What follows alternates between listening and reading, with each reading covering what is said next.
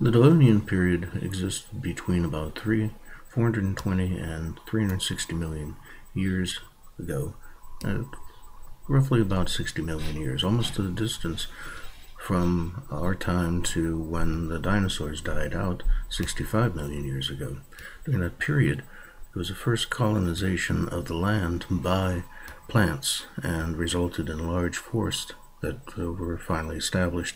And at the same time, you had the emergence of animals from the sea, first crustaceans, then bony fish, and the development of amphibians. It was also during that period, about 400 to 380 million years ago, that the Marcellus Shale formations were laid down in only 20 million years.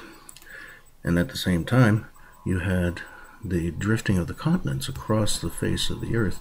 Most of them were down around the equator, and even though they drifted at about the speed of our nails and our finger and our hair grows, they were able to drift across the continent, across the surface of the Earth for thousands of miles during that period of time.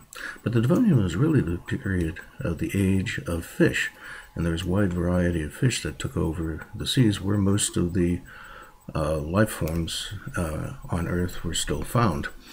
And this included a large number of sharks, but the largest predator was actually a bony fish. They were plated skin fish, a whole group of them called placoderms, not to be confused with pachyderms. These are not vegetarians. They were very hungry, very aggressive. They would eat anything and everything, including sharks, and they would eat each other when there was nothing else available. But the age itself got its name because of the continental drift.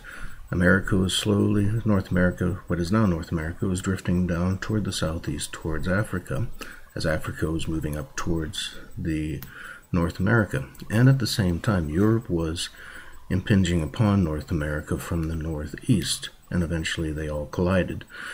And this pushed up the Appalachian Mountains and other formations.